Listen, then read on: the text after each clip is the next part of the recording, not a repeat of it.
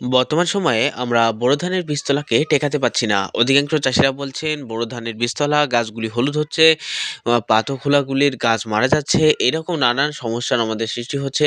এছাড়াও আমাদের পাতাও গাছগুলি বড় হচ্ছে না, রোয়ার উপযোগী সময় চলে এসে তাও নির্দিষ্ট টাইম হয়ে গেছে, তাও গাছগুলি যথেষ্ট গ্রোথ হচ্ছে না। এজন্য কি করণীয় তার সম্পূর্ণটাই আজকের ভিডিওতে আমরা আলোচনা করব। তাই চলো আজকের ভিডিও আমরা শুরু করি।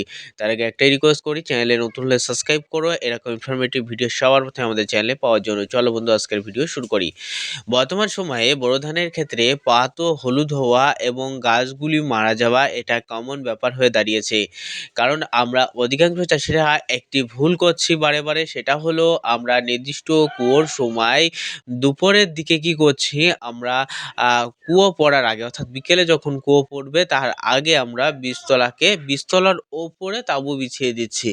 এতে করে কি হচ্ছে, নির্দিষ্ট একটা অর্থাৎ আপনি যদি দুপুরের দিকে মিনিমাম ৩টে-৪টের দিকে যদি এই কাজটা করে থাকেন, তখন আকাশে পর্যাপ্ত পরিমাণে রোদ, হালকা হালকা রোদ থাকে এবং মাটির উষ্ণতা থাকে।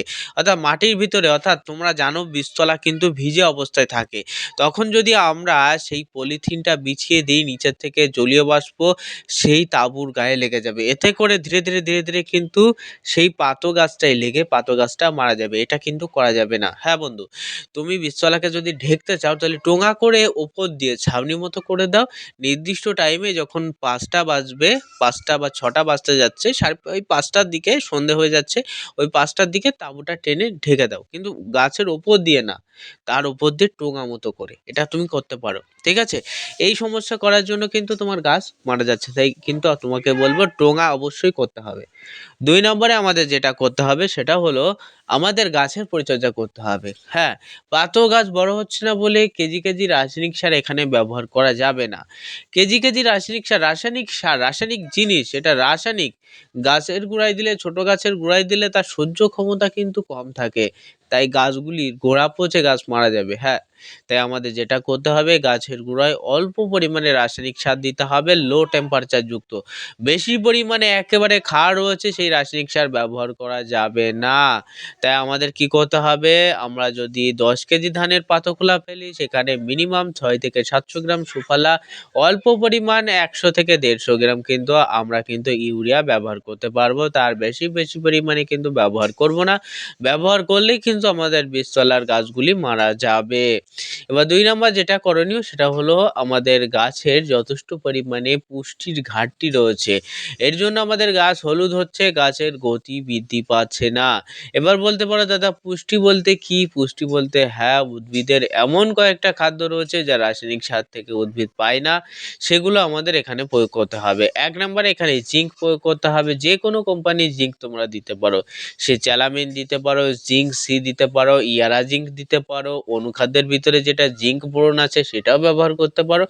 ২ নম্বরে, তাহলে ১ নম্বরে জিঙ্ক এখানে ব্যবহার করতে হবে, ২ নম্বরে আমাদের এখানে বোরনটা ব্যবহার করতে হবে। বোরন, জিঙ্ক বোরন একসাথে মিশ্রিত করলে পাতাটা কালো হয়, পাতা গাছের কিন্তু গতি বৃদ্ধি পায়। এটা কিন্তু স্বাভাবিক, আপনি নিজেই খেয়াল করবেন, দেখবেন গাছের গতি বৃদ্ধি পাবে, পাতাটা কালো হবে, ঠিক আছে?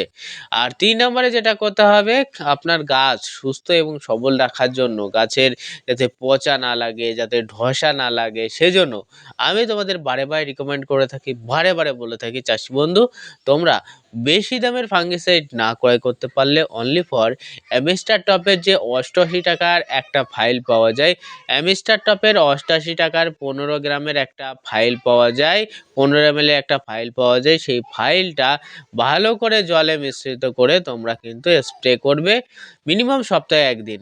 আর যদি মনে হয় যে দাদা আমরা এটা দেবো না, তাহলে সাব ফাঙ্গিসাইড নিয়ে আসো, সাব ফাঙ্গিসাইডেও কাজ করবে।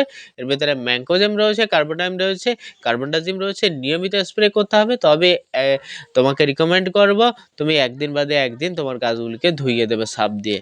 এতে করে গাছটাও কালো থাকবে, গাছের পাতা পচা বা এটা সেটা সমস্যা থেকে মুক্তি পাওয়া যাবে, ঠিক আছে? এতেও যদি তোমার গাছের পচা বা গাছের পাতা হলুদ হওয়া কন্ট্রোল না হয়, তাহলে আমি তোমাদের রিকমেন্ড করব তোমরা কিন্তু এখানে ব্যবহার করবে কন্টাক্ট প্লাস, টাটার কন্টাক্ট প্লাস, ঠিক আছে? কন্টাক্ট প্লাস, সরি টাটার কন্টাক্ট প্লাস, ঠিক আছে? ব্যবহার করবে। ব্যবহার করলেই কিন্তু তোমার এই সমস্যা থেকে তুমি সমাধান পাবে, ঠিক আছে দর্শক বন্ধু? সব ছবি আমি দিতে পারলাম না, তোমরা অর্থাৎ গুগলে গিয়ে সার্চ করবে কোন ওষুধের কোন ছবি, তারপর সেই ছবিটি স্ক্রিনশট মেরে দোকানে গিয়ে দেখাবে, অবশ্যই দোকানদার তোমাকে দিয়ে দেবে। আজকের ভিডিও এই পর্যন্ত। প্রত্যেকে ভালো থাকবে, সুস্থ থাকবে।